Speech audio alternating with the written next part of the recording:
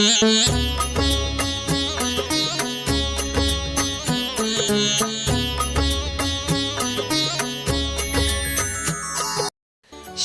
वांग मन प्राणापानः पुद्गलानाम, अर्थात शरीर, वचन, मन, श्वासोच्छ्वास पुद्गलों के उपकार हैं।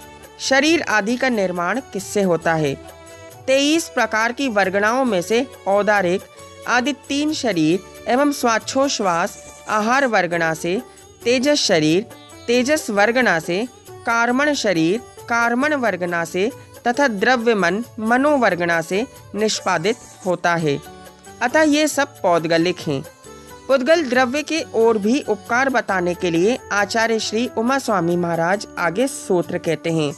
सुख दुख जीवित मरणोपग्रहाश्च, अर्थात सुख दुख जीवन और मरण ये भी पुद्गल द्रव्य के उपकार हैं।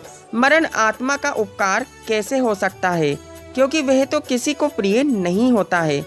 साधारणतया मरण किसी को प्रिय नहीं है, तो भी व्याधि पीड़ा शोक आदि से व्याकुल प्राणी को मरण प्रिय होता है, अतः उसे उपकार की श्रेणी में ले लिया गया है। विशेष, जिसने एक बार भी समाधि मरण किया है, ऐसा जीव अधिक से अधिक 7 से 8 भवों में मुक्ति प्राप्त कर लेता है तथा पंडित मरण से ही मोक्ष की प्राप्ति होती है, अतः मरण भी उपकारक है। क्या पुद्गल द्रव्य का पुद्गल द्रव्य पर भी उपकार है? हाँ, जैसे साबुन का कपड़े धोना, राख से बर्तन साफ करना आदि। दर्शकों, अब जीवों का उपकार बताते हुए आचार्य श्री आगे सूत्र कहते हैं। परस्परोपग्रहो जीवानाम, अर्थात जीव भी परस्पर में उपकार करते हैं। जीव द्रव्य का क्या उपकार है? जीव परस्पर में उपकार करते हैं। जैसे मालिक मुनीम को वेतन देकर उपकार करता है, तो मुनीम भी ईमानदारी से काम करता है, तो दुकान में 4 चांद लग जाते हैं, अर्थात मालिक को ज्यादा लाभ होता है। ये मुनीम का उपकार मालिक के ऊपर है। इसी प्रकार गुरु शिष्य, भगवान भक्त एवं अंधा लंगड़ा भी परस्पर में उपकार करते हैं। विशेष, सिद्ध भगवान पर भी तीनों द्रव्यों का उपकार है। अधर्म द्रव्य रुकने में, आकाश द्रव्य स्थान देने में तथा काल द्रव्य परिणमन करने में उपकार करता है। अब काल द्रव्य का उपकार बताते हुए आचार्य श्री आगे सूत्र कहते हैं। वर्तना परिणाम क्रिया परत्वा परत्वे च कालस्य, अर्थात वर्तना परिणाम क्रिया परत्व और अपरत्व ये काल द्रव्य के उपकार हैं। दर्शकों, अब जानते हैं वर्तना परिणाम क्रिया परत्व और अपरत्व किसे कहते हैं। प्रति समय 6 द्रव्यों में जो उत्पाद व्यय द्रव्य होता रहता है, इसी का नाम वर्तना है। यद्यपि सर्वद्रव्य अपने आप वर्तते हैं, तथापि उनके वर्तने में जो बाह्य सहकारी कारण काल द्रव्य है, उसी का उपकार यहाँ वर्तन कराना कहा गया है। दूसरा परिणाम, अर्थात अपने स्वभाव को ना छोड़कर द्रव्यों की पर्यायों को बदलने को परिणाम कहते हैं। जैसे जीव के परिणाम क्रोध आदि हैं और पुद्गल के परिणाम रूप रस आदि हैं। तीसरा क्रिया, द्रव्य में जो परिस्पंद रूप परिणमन होता है उसे क्रिया कहते हैं। उनमें गाड़ी आदि की प्रायोगिकी क्रिया है और मेघ आदि की वैश्रसिक अर्थात स्वयं होने वाली क्रिया है। चौथा परत्व अपरत्व, छोटे बड़े के व्यवहार को परत्व अपरत्व कहते हैं। जैसे 50 वर्ष के मनुष्य को बड़ा और 25 वर्ष के मनुष्य को उसकी अपेक्षा छोटा कहते हैं। विशेष, वर्तना निश्चय काल का उपकार है तथा परिणाम क्रिया परत्व और अपरत्व व्यवहार काल का उपकार है। चा शब्द से फसल पकना, ऋतु परिवर्तन, समय पर फूल आना, फल आना, भूख लगना आदि भी लेना चाहिए। काल द्रव्य किसे कहते हैं? परिवर्तन जिसका प्रमुख लक्षण है, अर्थात जो स्वयं परिणमन करते हुए अन्य द्रव्यों से परिणमन में उदासीन रूप से सहकारी कारण होता है, इसी को काल द्रव्य कहते हैं।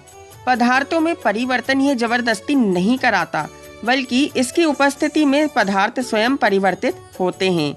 यह तो कुंभकार के चाक के नीचे रहने वाली कील के समान है, जो स्वयं नहीं चलती, ना ही चाक को चलाती है। फिर भी कील के अभाव में चाक घूम नहीं सकता है।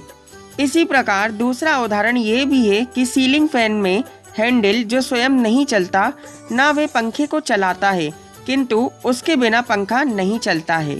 दर्शकों, अब जानते हैं काल द्रव्य के कितने भेद हैं। काल द्रव्य के 2 भेद होते हैं। पहला व्यवहार काल, मिनट, घंटा, दिन आदि को व्यवहार काल कहते हैं। दूसरा निश्चय काल, जो प्रत्येक द्रव्य प्रति समय परिणमन करने में सहकारी कारण है, उस द्रव्य को निश्चय काल कहते हैं। आइए इसे उदाहरण के रूप में समझते हैं। जैसे आपके घर में बिजली का मीटर लगा हुआ है, मीटर चालू है और आप बिजली का उपयोग कर रहे हैं। आपने बटन बंद कर दिया, किंतु मीटर फिर भी चालू है। मीटर का चलना यह निश्चय काल का प्रतीक है एवं बिजली कितने यूनिट जली है, ये व्यवहार काल का प्रतीक है। अजीव काया सूत्र में पुद्गलों का सामान्य लक्षण का कथन किया गया है, किंतु पुद्गलों के विशेष लक्षण नहीं कहे गए। अब इसे जानने के लिए आचार्य श्री आगे सूत्र कहते हैं। स्पर्श रस गंध वर्णवंतः पुद्गलः, अर्थात स्पर्श, रस, गंध और वर्ण वाले पुद्गल होते हैं। ये 4 गुण प्रत्येक पुद्गल द्रव्य में एक साथ पाए जाते हैं। स्पर्श आदि के कितने भेद होते हैं? स्पर्श के 8 भेद होते हैं। स्निग्ध रुक्ष, शीत, उष्ण, कोमल, कठोर, हल्का और भारी। रस के 5 भेद होते हैं। खट्टा, मीठा, कड़वा, कषायला और चरपरा। गंध के 2 भेद होते हैं, सुगंध और दुर्गंध। वर्ण के 5 भेद होते हैं, काला, नीला, पीला, सफेद और लाल। दर्शकों, अब पुद्गल द्रव्यों की पर्यायों का कथन करने के लिए आचार्य श्री आगे सूत्र कहते हैं। शब्द बंध सोक्षम में स्थूल्य संस्थान भेद तमश्छाया आतपोद्योत वंतश्च, अर्थात पुद्गल की शब्द बंध सोक्षम में स्थूल्य संस्थान भेद तम छाया आतप और उद्योत पर्याय हैं। आइए दर्शकों, अब इसे जानते हैं विस्तार से। शब्द आदि किसे कहते हैं? जो अर्थ को कहता है वह शब्द कहलाता है। बंध अर्थात जो बांधता है वह बंध है। तीसरा सोक्षम में, सूक्ष्म का भाव सोक्षम में कहलाता है। चौथा स्थूल्य, स्थूल का भाव स्थूल्य है।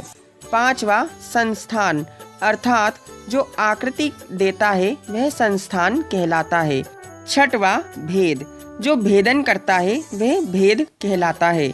7वां तम, जिससे दृष्टि में प्रतिबंध होता है और जो प्रकाश का विरोधी है वह तम कहलाता है। 8वां छाया, जो प्रकाश का आवरण करती है या उसे ढक देती है वह छाया कहलाती है। 9वां आतप, जो सूर्य के निमित्त से उष्ण प्रकाश उत्पन्न होता है वह आतप कहलाता है।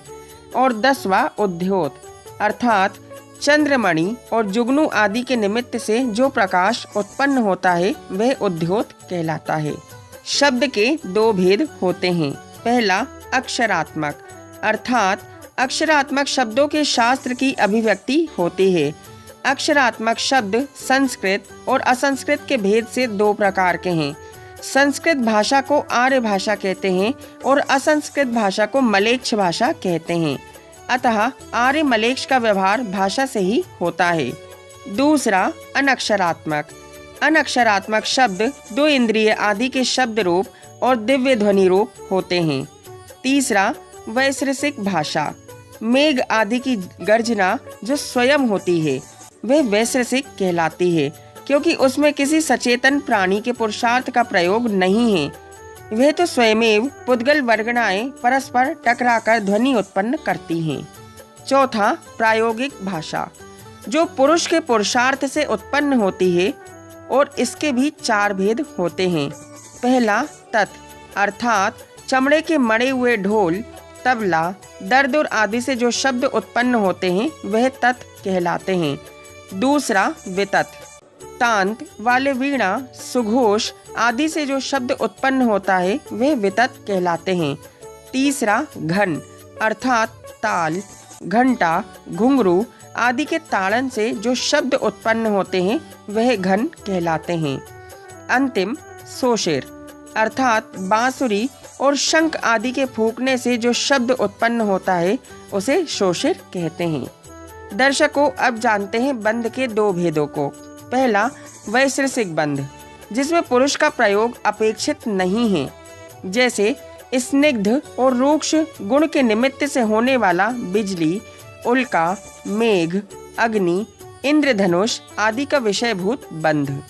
दूसरा, प्रायोगिक बंध, अर्थात जो बंध पुरुष के प्रयोग के निमित्त से होता है। इसके भी दो भेद होते हैं, अजीव संबंधी और जीवाजीव संबंधी। मकान, कपड़ा, लकड़ी आदि का अजीव संबंधी प्रायोगिक बंध है, तथा कर्म और नौकर्म का जो जीव से बंध होता है वे जीवाजीव संबंधी प्रायोगिक बंध कहलाता है। दर्शकों, अब जानते हैं सूक्ष्म के दो भेदों को। अत्यंत सूक्ष्मता, अर्थात अंतिम सूक्ष्मता परमाणु में है, क्योंकि परमाणु से सूक्ष्म कोई वस्तु नहीं है। दूसरा, आपेक्षित सूक्ष्मता, बेल, आंवला और बेर आदि में आपेक्षित सूक्ष्मता होती है, अर्थात बेल से आंवला सूक्ष्म है एवं आंवले से बेर सूक्ष्म है। स्थूल के भी दो भेद होते हैं, अत्यंत स्थूल्य अर्थात जगतव्यापी महास्कंध, और दूसरा आपेक्षिक स्थूल्य। बेर, आंवला और बेल आदि में आपेक्षिक स्थूल्य है, अर्थात बेल से आंवला स्थूल है और आंवले से बेल स्थूल कहलाता है। संस्थान के भी दो भेद होते हैं। पहला, इत्थम्भूत संस्थान, गोल, त्रिकोण, चतुष्कोण, लंबा, चौड़ा आदि रूप से जिसका वर्णन किया जा सके वह इत्थम्भूत संस्थान कहलाता है, जैसे मकान, पुल, पलंग, सोफा सेट आदि। दूसरा, अनित्थम्भूत संस्थान, लंबा चौड़ा आदि रूप से जिसका वर्णन नहीं किया जा सकता वह अनित्थम्भूत संस्थान कहलाता है, जैसे मेघ आदि अनेक आकार वाले होते हैं। दर्शकों, अब जानते हैं भेद के 6 भेद। पहला, उत्कर, अर्थात लकड़ी को करोत आदि से चीरना उत्कर कहलाता है। दूसरा, चूर्ण, गेहूं, चना आदि का आटा, मैदा, चूर्ण, सत्तू आदि बनाना चूर्ण कहलाता है। तीसरा, खंड, घड़े आदि के खप्पर, टुकड़े आदि हो जाना खंड कहलाते हैं। चौथा, चूर्णिका, मूंग, उड़द, चना आदि की दाल बनाना चूर्णिका कहलाती है। पांचवा, प्रतर, मेघ के जो अलग अलग पटल आदि होते हैं वह प्रतर कहलाते हैं। अंतिम, अनुचटन, अग्नि के संतप्त लोहे आदि को धन आदि से कूटने पर जो स्फुलिंगे या चिंगारियां निकलती हैं उसे अनुचटन कहते हैं। अब जानते हैं छाया के 2 भेदों के बारे में। पहला, वर्ण विकार परिणता, दर्पण आदि स्वच्छ पदार्थ में दर्पण के वर्ण समान मुख आदि का दिखना वर्ण विकार परिणता कहलाती है। दूसरी, प्रतिबिंब मात्र, धूप आदि में शरीर आदि की छाया देखना प्रतिबिंब मात्र कहलाता है। दर्शकों, अब पुद्गलों के भेदों का कथन करने के लिए आचार्य श्री उमा स्वामी महाराज आगे सूत्र कहते हैं। अणवः स्कंधाश्च, अर्थात पुद्गल, अणु और स्कंद के भेद से 2 प्रकार के होते हैं। अणु और स्कंद कितने प्रदेशी होते हैं? अणु तो 1 प्रदेशी होता है, स्कंद 2, 3, 4, 8 संख्यात, असंख्यात तथा अनंत प्रदेशी भी होता है। अणु या परमाणु का आकार कैसा है? अणु परमाणु गोल होते हैं, परमाणु चौकोर व षटकोण भी होते हैं। विशेष, परमाणु के 2 भेद होते हैं, कार्य परमाणु और कारण परमाणु। आइए इसे भी हम समझते हैं। स्कंद टूटने से जो परमाणु बनता है वे कार्य परमाणु है और जिसके जोड़ने से स्कंद बनता है वे कारण परमाणु कहलाता है। अब स्कंदों की उत्पत्ति का कथन करने के लिए आचार्य श्री आगे सूत्र कहते हैं। भेद संघातेभ्य उत्पद्यन्ते, अर्थात भेद, संघात और भेद संघात दोनों से स्कंधों की उत्पत्ति होती है। दर्शकों, अब जानते हैं भेद से, संघात से एवं भेद तथा संघात से किस प्रकार स्कंध की उत्पत्ति होती है। जैसे 12 परमाणु वाला स्कंध है, उसमें 6 परमाणु निकल जाने से 6 परमाणु वाला स्कंध बन जाता है, ये भेद कहलाता है। 12 परमाणु वाले स्कंध में 6 परमाणु मिल जाने से 18 परमाणु वाला स्कंध बन जाता है, इसे संघात कहते हैं। 12 परमाणु वाले स्कंद में से 4 परमाणु निकलने से तथा 8 परमाणु मिलने से 16 परमाणु वाला स्कंद बन जाता है। ये भेद तथा संघात से होता है। विशेष संयुक्त परिवार के भेद से एक नए परिवार की उत्पत्ति अर्थात भेद से अणु की उत्पत्ति हुई, किंतु संघात से अणु की प्राप्ति नहीं होती है। अब अणु की उत्पत्ति का कारण बताने के लिए आचार्य श्री आगे सूत्र कहते हैं। भेदादणु अर्थात भेद से अणु की उत्पत्ति होती है। अब भेद संघात से उत्पन्न स्कंद की विशेषता दिखाने के लिए आचार्य श्री आगे सूत्र कहते हैं। भेद संघाताभ्याम चाक्षुषः अर्थात भेद और संघात से चाक्षुष स्कंद बनता है। दर्शकों, अब जानते हैं अचाक्षुष स्कंद भेद और संघात से किस प्रकार चाक्षुष हो जाता है। ऑक्सीजन और हाइड्रोजन दोनों गैस चक्षु इंद्रिय का विषय नहीं है, किंतु ऑक्सीजन का परमाणु टूटकर या भेद से हाइड्रोजन के परमाणु में मिल जाने से पानी या H2O की उत्पत्ति हुई। यह चाक्षुष कहलाती है। धर्मादिक द्रव्य का विशेष लक्षण यहाँ पे बताया गया। अब सामान्य लक्षण का यहाँ पे कथन नहीं किया गया है, जो यहाँ पे करना चाहिए था। अब इसी को आगे बताने के लिए और इसके सामान्य लक्षण को बताते हुए आचार्य श्री आगे सूत्र कहते हैं। सद्द्रव्य लक्षणम अर्थात द्रव्य का लक्षण सत है। अब सत का लक्षण कहते हुए आचार्य श्री उमा स्वामी महाराज आगे सूत्र कहते हैं।